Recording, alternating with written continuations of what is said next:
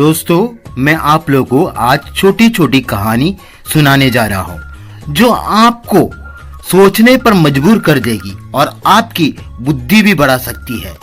पहला कहानी बहुत साल पहले की बात है। एक महर्षि नदी के किनारे तपस्या में बैठा था।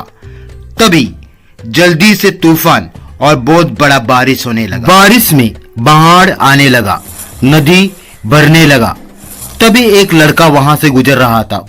उसने महर्षि से बोला, महर्षि जी, पानी और बाढ़ बढ़ रहा है, आप कृपया करके मेरे साथ चलिए।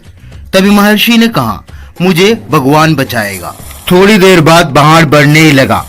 महर्षि का लगभग आधा शरीर पानी में डूब गया। तभी वहां से छोटा सा एक नाव लेकर एक मनुष्य आया। उसने भी महर्षि से कहा, कृपया करके मेरे नैया में आ जाओ, बाढ़ तो बहुत बढ़ गया है, कृपया करके आप मेरे नैया में आ जाओ। तभी महर्षि ने कहा, मुझे भगवान बचाएगा। ये सुनकर वो आदमी भी चला गया। थोड़ी देर बाद बाढ़ इतना बढ़ गया कि पानी महर्षि का नाक के बराबर हो गया। तभी ऊपर से हेलीकॉप्टर आया। उसमें से एक आदमी टॉर्च के साथ महर्षि को बोला, कृपया करके आप इस रस्सी पकड़कर ऊपर आ जाओ। तभी महर्षि ने बोला, मुझे कोई मत बचाओ, मुझे भगवान बचाएगा।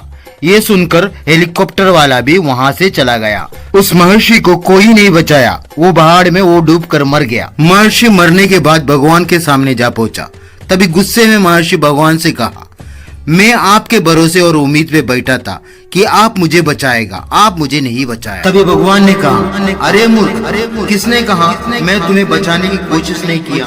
मैं तुम्हारे पास 3 बार 3 रूप पर आया। पहले लड़के के रूप में, फिर एक नाव वाले के रूप में, फिर हेलीकॉप्टर के रूप में, पर आप मुझे पहचान नहीं पाया। यह कहानी हमें सिखाती है कि भाग्य और भगवान हमारे सामने एक चमत्कार के रूप में नहीं आएगा, वो किसी मनुष्य के रूप में या मनुष्य की मदद के रूप में आएगा। तो हम ये समझ लेना कि भाग्य कभी भगवान के रूप में या चमत्कार के रूप में नहीं आएगा, वो अपने परिस्थिति और स्थितियों के अनुकूल के रूप में आएगा। कहानी नंबर 2।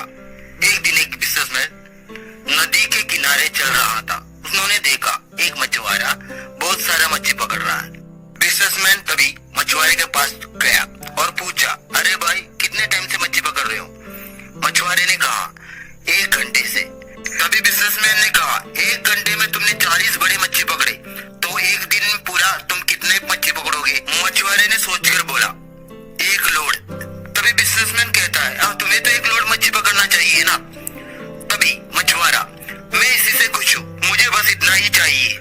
तभी बिजनेसमैन, ऐसा मत सोचो, बहुत सारा लोड मच्छी पकड़ने का सोचो। तभी मछुआरा, बहुत सारा लोड मच्छी पकड़कर मैं क्या करेगा? ये मच्छी पूरा तुम बाजार जाके भेजोगे, तुम्हें एक नया बाजार खोलने का चांस मिलेगा, जिससे तुम्हें बहुत पैसा भी मिलेगा। तभी मछुआरा, फिर मैं क्या करेगा? तभी बिजनेसमैन, तुम उन पैसों से बहुत सारा आदमी काम पे रखोगे, बहुत सारा लोड मच्छी पकड़ोगे, फिर से उसे मार्केट में भेजोगे और फिर से बहुत सारा पैसा बनाओ। फिर से मछुआरा, फिर मैं क्या करूंगा? तभी बिजनेसमैन, इतना सब करने के बाद तुम करोड़पति हो जाओगे। तुम्हारे पास तभी बहुत समय भी होगा। तुम्हारी फैक्ट्री में एक मैनेजर लगा लेना। उसके बाद रोज 1 घंटा जाकर तुम्हारे हिसाब किताब देखना और उसके बाद सारे टाइम अपने फैमिली के साथ गुजारना। तभी मछुआरा, यही तो मैं रोज करता हूँ, 1 घंटा काम करता हूँ और बाकी समय मैं मेरे परिवार के साथ खुशी से गुजारता हूँ। क्यों इतना घूम फिर के वही काम करूँ जो मैं रोज करता हूँ? ये सुनते ही बिजनेसमैन की आंखें खुल गया। उसको मालूम पड़ा कि वो रोज पैसे के पीछे और बिजनेस के पीछे दौड़ता रहा। उनकी रूखी सूखी जिंदगी थी जिसमें उसको कभी फुर्सत ही नहीं मिला अपने परिवार को देखने का। उस दिन से वो मछुआरे की तरह जीने लगा। कहानी नंबर 3। एक दिन एक दादा और पोता घूमने निकले। आखिर वो एक होटल पहुंचा, वहां खाने का ऑर्डर किया। तभी उन्होंने देखा कि होटल का स्थिति बहुत ही नाजुक है, बहुत सालों से पेंटिंग नहीं किया, यहाँ तक कि टेबल और कुर्सियां तक खराब था। खाने का क्वालिटी भी बड़ा अच्छा नहीं था। खाना खाने के बाद होटल मैनेजर से दादा ने पूछा, क्यों तुम होटल इतना खराब रखे हो? तुम्हारे खाने की क्वालिटी भी बहुत अच्छा नहीं है। तभी होटल मैनेजर ने कहा, मैं तो ये सिर्फ समय गुजारने के लिए करता हूँ। मेरी असली आमदनी तो एक ट्रक है जिसे मेरा खर्चा और घर का गुजारा सब निकलता है। ये तो सिर्फ मैं टाइम पास के लिए करता हूँ। इस बीच पोता जो एक मैकेनिक भी था जाकर उस दुकान मालिक के ट्रक में एक बड़ा गड़बड़ी कर देता है। उसके इंजन में बहुत ही बड़ा खराबी कर देता है। उसके बाद दादा और पोता वहाँ से निकल जाता है। इस किस्से को 10 साल गुजर जाता है। उसके बाद एक दिन दादा और पोता फिर से उसी होटल के पास पहुंच जाता है।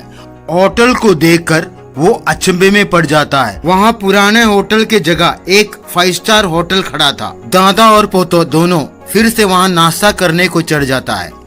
तभी दादा होटल मैनेजर से पूछता है, क्या बात है भाई, तुम इतने बदल गए हो? तभी होटल मालिक कहता है, 10 साल पहले मेरा एक ट्रक था जिससे मेरा गुजारा होता था। वो ट्रक अचानक खराब हो गया। उस ट्रक को बनाने में बहुत पैसे की जरूरत था। इतना पैसा तो मेरे पास नहीं था। जो पैसा मेरे पास था वो मैं फिर इस होटल में लगा दिया। इस होटल से मुझे फिर बहुत फायदा होने लगा। आज मुझे इसी तरह का 10 5 स्टार होटल 10 शहरों में है। आज मैं बहुत खुश हूँ। इस कहानी से हमें क्या मालूम पड़ा? हमारी जिंदगी में हमें काम करने का कई ऑप्शंस मिलता है और जो सही ऑप्शन है उसे सेकेंडरी ऑप्शन रखता है, जिस ऑप्शन से हमें तरक्की और उन्नति ला सकते हैं।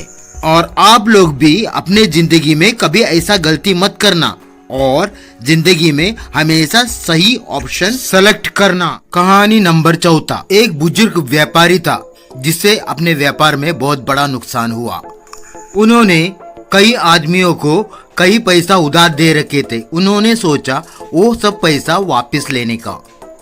उसमें एक सुंदर लड़की भी थी जिसे उसने उधार दे रखा था। बुजुर्ग आदमी ने लड़की से पैसा पूछा पर लड़की का पास पैसा नहीं था। तभी बुजुर्ग को एक चालाकी सूझा। उसने सभी आदमियों के सामने वो लड़की से एक शर्त रखा। जिस कमरे में वो खड़े थे उसके फर्श पर बहुत सारा काला और सफेद पत्थर था। शर्त ये था कि उस फर्श से एक काला और एक सफेद पत्थर लेकर एक छोटा सा मटके में डाल देगा। उसके बाद लड़की को उसमें से एक पत्थर चुनना है। अगर सफेद पत्थर चुनता है तो उसका कर्ज माफ कर देगा और अगर काला पत्थर चुनता है तो उसको उस बुजुर्ग से शादी करना पड़ेगा। लड़की उस शर्त को मंजूर करती है। बूढ़ा तब चालाकी से उस मटके में 2 काला पत्थर डाल देता है। यहाँ वो लड़की देख लेती है। बुजुर्ग लड़की को उस मटके से एक पत्थर निकालने को कहता है। तभी लड़की उस मटके में हाथ डालती है और निकालने के बहाने उस पत्थर को नीचे फर्श में गिरा देता है और बहाना करती है कि वो हाथ से गिर गया। तभी वहाँ खड़ा सभी के बीच हाहाकार मचती है। अभी क्या करेगा? तभी लड़की कहती है, शोर मचाने की कोई बात नहीं है। जो पत्थर मटके के अंदर है जिसका रंग काला हो तो बाहर गिरा हुआ पत्थर सफेद है। अगर अंदर सफेद पत्थर है तो बाहर गिरा हुआ पत्थर काला है। इसी तरह हम समझ जाएंगे कौन सा पत्थर मैंने निकाली थी। मटके के अंदर 2 काला पत्थर ही था क्योंकि वो बुजुर्ग ने काला पत्थर ही डाला था, सफेद पत्थर नहीं। इस तरह मटके से फिर काला पत्थर ही निकलता है और वो लड़की उस बुजुर्ग की शादी का चुंगल से बच जाता है। इसे क्या सीखा? हम जिंदगी में कभी एक समान नहीं सोचना चाहिए। हमें फंसाने के लिए कोई भी कई चाल चल रहे होंगे। उस चाल से कामयाब होने के लिए हमें चालाकी से ही काम लेना होगा। हर जगह हम सीधा साधा और साधु नहीं होना चाहिए। चालाकी करने वालों को चालाकी से ही मारना चाहिए। कहानी नंबर 5। एक नौजवान आदमी था। उसे डॉक्टर बनने का बहुत बड़ा इच्छा था, लेकिन उसको पढ़ना लिखना या मेहनत करने का कोई मन नहीं था। वो बिना मेहनत का ही डॉक्टर बनना चाहता था। उसका पिता तो बड़े पैसे वाले थे। वो फिर पिता के पैसे के सहारे ही डॉक्टर बन गया और पिताजी उसके लिए एक बड़ा शानदार हॉस्पिटल खोल दिया। एक दिन हॉस्पिटल में दूसरा कोई डॉक्टर नहीं था। तभी यही नौजवान डॉक्टर वहाँ था। तभी एक एक्सीडेंट केस वहाँ आया। वो आदमी बहुत घायल था। थोड़ी ही देर के बाद वो आदमी मर गया। डॉक्टर उसे बचा नहीं पाया क्योंकि डॉक्टर को कुछ आता ही नहीं था। तभी डॉक्टर का असलियत सबको पता चला। सब ने डॉक्टर को घेर लिया और पीटने लगा। तभी बचाव के रूप में डॉक्टर अपने पिता के ओर दौड़ चले। तभी देखा बाहर उसके पिता को भी सब घेर लिया था और पीट रहा था। तभी पुलिस वहां आया, पिता को और बेटे को दोनों को अरेस्ट करके ले चला। इससे हमें क्या सीख मिलता है? गलत तरीके से या शॉर्टकट से कुछ भी हासिल करो वो ज्यादा समय तक नहीं टिकता है। जिंदगी में कुछ भी हासिल करो वो सही नियम से और सही तरीके से होना चाहिए, नहीं तो पछताना पड़ेगा और उसका ऋण भुगतना पड़ेगा। कहानी अच्छा लगा तो जरूर लाइक और शेयर करना। इन कहानी में से कौन सा कहानी आपको पसंद आया जरूर कमेंट करना। फिर मिलेंगे एक नए वीडियो के साथ। सो अलविदा, गुड बाय, थैंक यू।